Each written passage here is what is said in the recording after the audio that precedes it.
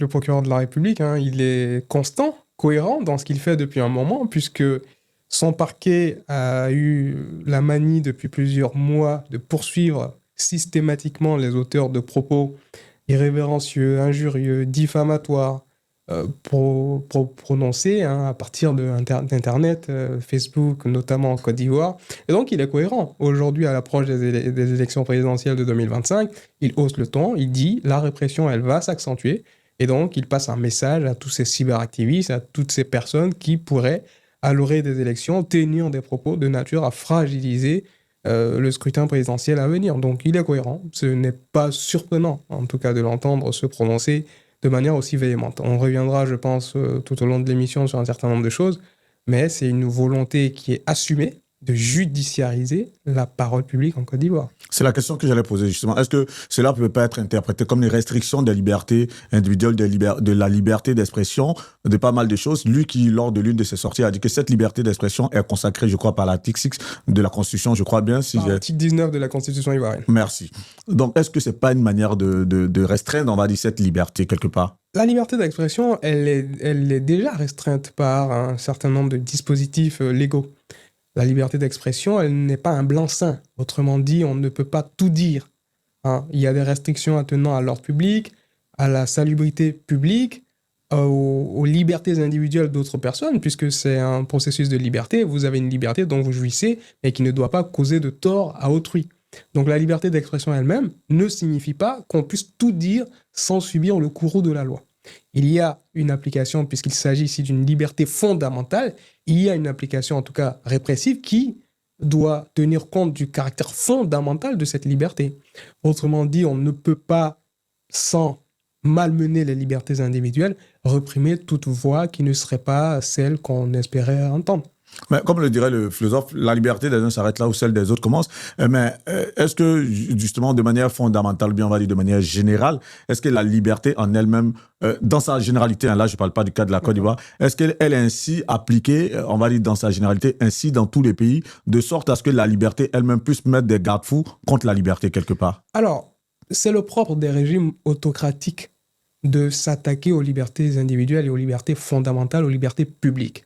Dans les démocraties, et nous sommes ici en France, dans l'une des plus belles démocraties du monde, combien de fois est-ce que vous avez entendu le procureur de la République de Paris, Madame Becchio, venir sur un plateau télé, annoncer qu'elle censurerait la liberté d'expression? C'est rare dans les démocraties qu'on s'attaque aux libertés individuelles, notamment la liberté d'expression. Dans certains de nos États, qui je pense le doivent à leur insuffisante constitution, puisqu'en fait, ce sont des États en construction. Vous prenez la démocratie ivoirienne, l'indépendance aujourd'hui, c'est 65 ans. La Côte d'Ivoire, d'ailleurs, vous avez un rapport de The Economist qui nous dit que c'est encore un régime hybride, donc un régime qui a une propension à porter atteinte aux droits et libertés fondamentaux. Et donc, c'est le propre de ces régimes-là, qui ne sont pas encore totalement démocratiques, de restreindre un certain nombre de libertés. Puisque, je vous le dis très honnêtement, qu'est-ce qu'on risque avec l'exercice des libertés? Rien du tout. On ne risque absolument rien dans un État démocratique à ce que les uns et les autres exercent leur liberté publique. Mais tel que vous présentez les choses, j'essaierai même de vous demander, selon vous, quel serait l'état de la liberté ou de la justice, en gros, aujourd'hui en Côte d'Ivoire? Alors, la justice ivoirienne, on peut en parler. Vergès, on va en parler. C'est quoi son état à ce jour, selon vous? On peut se poser la question, d'une part, de son indépendance. Et je vais vous donner un exemple très concret. Vous regardez aujourd'hui les communiqués du procureur de la République. Ils sont diffusés par l'entremise du ministère de la Justice. Le ministère de la Justice, il est le supérieur hiérarchique du procureur de la République. Mais ils appartiennent pourtant à deux pouvoirs différents. Vous avez le ministre de la Justice qui, lui, appartient donc au pouvoir exécutif, et le procureur de la République qui appartient au pouvoir judiciaire. C'est donc deux pouvoirs différents. C'est un principe sacro-saint, celui de la séparation des pouvoirs. Mmh. Vous avez donc une phrase très claire qui dit que tout État, toute société dans laquelle la séparation des pouvoirs n'est pas respectée n'a point de constitution. Ça nous vient des Lumières, cette citation-là, qui est inscrite justement dans tous les textes, Déclaration universelle des droits de l'homme et du citoyen notamment. Donc ça veut dire quoi aujourd'hui? Ça veut dire que le fait pour le procureur de communiquer à travers le ministre de la Justice n'est pas un gage d'indépendance. du pouvoir judiciaire. Il y a encore une manière d'être inféodé quelque part. Nécessairement. Ouais. Et ça ne devrait pourtant pas exister dans une démocratie. Imaginez ici quel tollé ça ferait que le procureur de la République de Paris communique à travers le ministre de la Justice. C'est son supérieur hiérarchique, certes, mais c'est deux pouvoirs différents. Et je le fustige depuis de longs mois. Il faut que cela soit corrigé. Ce n'est pas de nature à rassurer sur l'indépendance d'une justice qui est déjà boiteuse. La justice ivoirienne, je le dis souvent... Mais là, si vous permettez, en le disant ainsi, sur quoi vous vous fondez? Parce qu'on voit des communiqués quand même du ministère de la Justice qui sont des communiqués à part. Il y a les communiqués du procureur de la République. Pourquoi est-ce que vous dites que le procureur de la République fait ses communiqués sous le couvert du ministère de la Parce que Justice? c'est le ministère de la Justice qui les publie. Le procureur n'a pas une page attitrée ou... Non, c'est le ministère de la Justice. Le fait de relayer les communiqués du... Peut-être c'est pour une manière de donner plus de visibilité? Mais le procureur n'a pas de canaux de communication qui lui sont propres, en dehors de ses conférences de presse. Et ce n'est pas acceptable que ce soit le ministère de la Justice qui les retranscrive, ces courriers. Non, c'est inacceptable et c'est inenvisageable dans un État démocratique. Ça ne rassure pas, moi, de voir cela se faire. Et puis, on pourrait aussi dire autre chose. Le deux poids, deux mesures aujourd'hui en Côte d'Ivoire. Le gourou de la justice, il semble, selon ce que vous voyez, s'abattre sur qui en Côte d'Ivoire? Plus vers l'opposition, au pouvoir du président Alassane Ouattara, que à ses subordonnés, à ceux qui militent pour lui. C'est une réalité aussi. On voit M. Joël Nguessan qui entre en prison. Et puis, quelques jours après, une lettre d'excuse qui est rendue publique, et puis il est libéré. La détention provisoire, on est d'accord sur une chose, ce n'est pas la règle en matière donc de procédure pénale. Mais lorsqu'un juge décide de vous placer en détention provisoire, ça implique qu'il a estimé, au regard d'un certain nombre de critères, que la détention était la seule nécessité pour vous, en pareille circonstance. Et puis après, une lettre d'excuse, on remet un individu en liberté. Est-ce que cela vous semble sérieux? L'interprétation des décisions de justice, c'est ce qui a amené Maître Nguessan Joël en prison. Moi, je ne vais pas l'interpréter.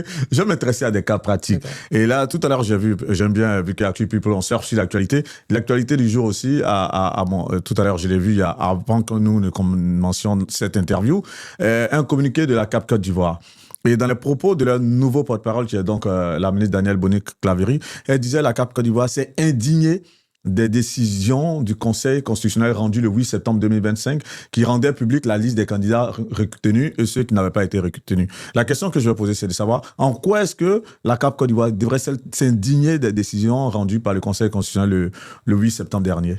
Vous savez, ça, c'est une question très actuelle, puisqu'on a entendu de tout et de rien, y compris jusqu'au sommet de l'État. On a entendu dire qu'une décision de justice, on ne pouvait pas la critiquer. Bon, M. Vergès, nous sommes aujourd'hui le 26 septembre. Hier, M. Sarkozy a été condamné. Je pense que vous avez entendu, notamment certains de ses conseils, donc mes confrères, discuter la légalité de cette décision de justice. Remettre par moment en cause l'indépendance des juges. J'ai même vu que la juge qui l'aurait jugé aurait pris part à une manifestation qui était contre lui. Donc, cela aussi, tout cela, voilà. Vous savez, sur cette question-là, alors, ce sont des décisions rendues en collégialité. Vous avez un juge et deux assesseurs. Et donc, en pareille circonstance, ce n'est pas le seul juge, fût-il le président, qui décide du sort de M. Sarkozy. C'est décidé par les trois juges, à la majorité d'entre eux. Et puis, il y a une décision qui est rendue. Mais pour revenir à notre sujet sur les décisions de justice. Les décisions de justice, on peut les critiquer. D'ailleurs, je ne serai pas devant vous ici, puisque je les critique tous les jours en appel. Lorsqu'une décision me paraît injuste, je la conteste en appel. Lorsqu'une décision me paraît lourde, injustifiée, illégale, je la conteste en disant au juge d'appel, cette décision, elle est illégale. Votre confrère, il n'a pas fait du droit, il a fait tout autre chose que du droit, censurez-moi cette décision, je la critique. Et donc, cette critique-là ne me vaut pas d'être condamné. Le principe, c'est qu'on vous dit, dans le code pénal, puisqu'on parle là donc d'une infraction pénale, celle de critiquer une décision en jetant le discrédit sur l'institution qui l'a rendue. Par exemple, je viendrais à dire « Madame Chantal Camara est une juge corrompue, c'est M. Alassane Ouattara qui lui a donné la liste des candidats. » À ce moment-là, je tombe sous le coup de la loi puisque je remets en cause l'indépendance de la juge qu'est Chantal Camara. Je viendrai à dire la même chose en disant « De toute façon, le Conseil constitutionnel en Côte d'Ivoire, c'est de la merde, ce sont des faux juges, ce sont des juges RHDP. je jette le discrédit sur l'institution et je suis à ce moment-là passible de poursuite pénale. En revanche, me poser la question de la légalité de la décision qui a été prononcée, ça ne me vaut absolument pas de partir en prison. Ça ne me vaut absolument pas de faire le coup d'une procédure pénale, non. Mais là, je repose ma question. J'entends bien le postulat ou bien j'entends le préalable que vous avez soumis, mais en quoi est-ce que les décisions qui ont été rendues le 8 septembre, en quoi est-ce que ces décisions devaient être traitées des décisions indignes, pour revenir sur ma question, par la CAPSI? Parce que la CAPSI dit qu'elle a accueilli cette décision avec indignation. En quoi est-ce qu'elle devait être indignée de cette décision? La CAPSI a évidemment accueilli cette décision avec indignation pour plusieurs raisons. D'abord, le cas Thiam. Ensuite, le cas Laurent Gbagbo, j'imagine, et puis le cas Afingessa. Tout à fait. Les deux derniers Ce sont ne ces sont cas qu'ils ont mis en pas avant. membres de cette coalition, mais ils ont estimé, pour les uns et les autres, que cette décision-là n'était pas justifiée. Prenons le cas de M. Tidiane Thiam. Moi, je ne partage pas l'avis de la CAP Côte d'Ivoire sur ce point, puisque en droit et en application donc, des dispositions de la Constitution, prenez l'article 51, vous prenez l'article 55, eh ben, vous comprenez pourquoi on en arrive à éliminer M. Thiam, puisqu'on va renvoyer à l'application des dispositions combinées du Code électoral et de la Constitution. La décision, elle n'est pas, à mon sens, critiquable. Le fait est que lorsqu'on n'est pas inscrit sur une liste électorale, l'article 48 du Code électoral le dit très clair, on ne peut pas être candidat retenu à une élection présidentielle. Donc, de ce côté-là, il n'y avait pas grand-chose à dire. Et je ne comprends pas l'indignation. Elle revêt ici, je pense, un caractère politique, mais techniquement et juridiquement, nous l'avions dit, je l'avais personnellement annoncé, démontré avant même la décision du Conseil constitutionnel, et ça n'a rien de nouveau. Prenez le Conseil constitutionnel sous Paul Yaoundé, il avait jugé de la même manière, ce cas-là, de candidats non inscrits sur la liste électorale pour en arriver à la décision qui est aussi reprise en 2025 par Mme Chantal Camara. Si vous permettez, mais pourquoi est-ce que justement pour faire acte de candidature, il n'est pas mentionné que le candidat devait pouvoir être inscrit sur la liste électorale et qu'il y a d'autres documents qui sont donnés pour faire acte de candidature? Est-ce qu'il n'y a pas contradiction dans ces dispositions, que ce soit tant celle du code électoral et celle pour faire acte de candidature? Est-ce qu'il n'y a pas de contradiction? Alors, comment ça s'explique au fait, en gros? Alors, en fait, vous avez donc le code électoral qui vient vous dire les conditions dans lesquelles on peut être candidat retenu à une élection présidentielle. Mais ce code électoral, il ne sort pas de nulle part.